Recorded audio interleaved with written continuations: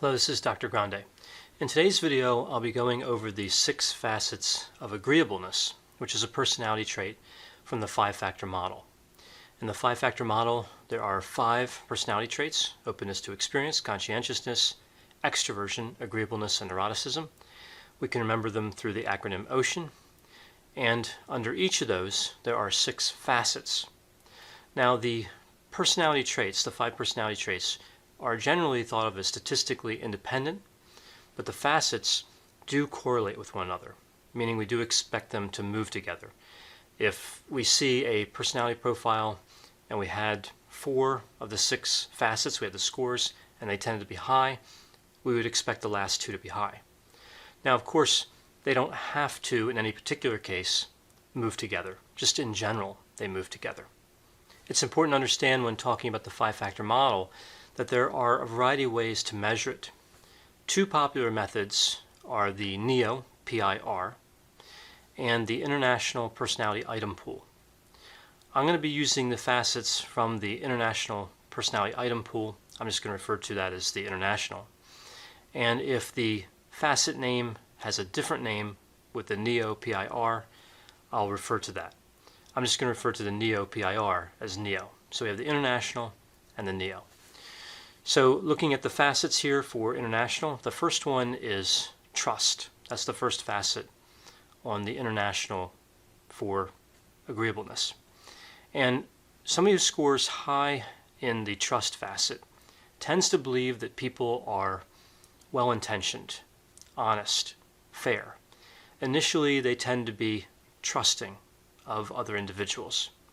Somebody who scores low on trust tends not to trust individuals. They see potential dangers.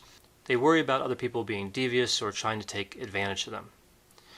The next facet is morality. Now on the NEO, this is called straightforwardness. So it's important to understand right away with morality that this has nothing to do with good or evil or right or wrong.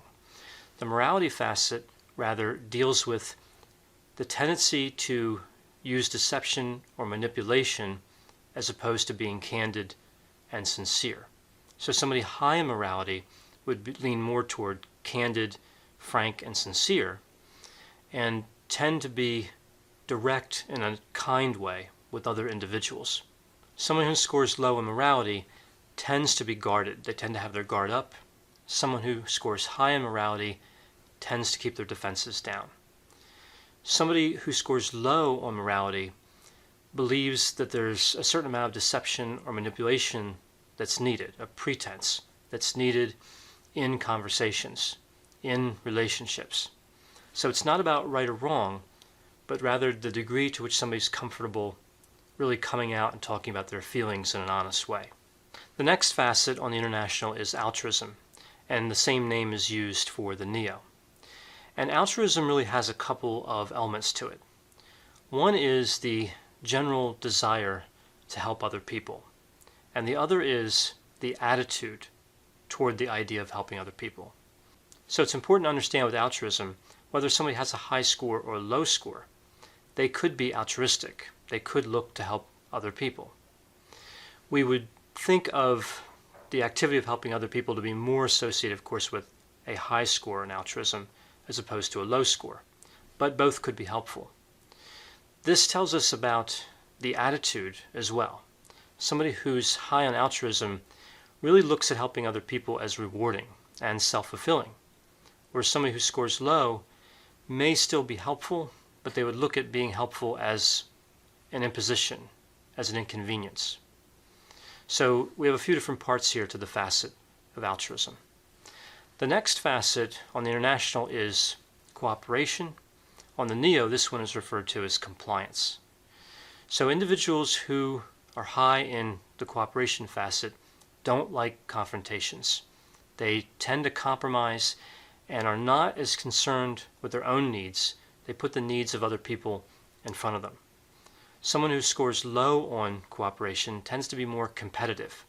They tend to look out for their own needs a little more vigorously. When we think of the overall personality trait of agreeableness, cooperation is one of those facets that tends to be associated with that trait in terms of the popular conception of agreeableness. If we think of somebody who's agreeable, we tend to think of this facet oftentimes, cooperation. The next facet is modesty.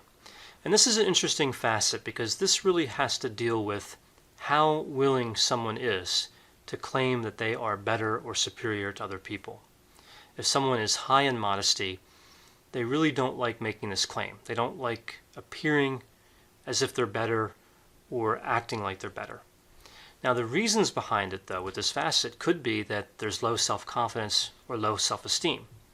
So just like some of the other facets, it's not really one-dimensional. There's a few different aspects that play into modesty.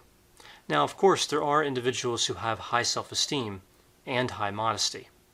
Just because somebody has a high score of modesty doesn't automatically mean their self-confidence or their self-esteem is low.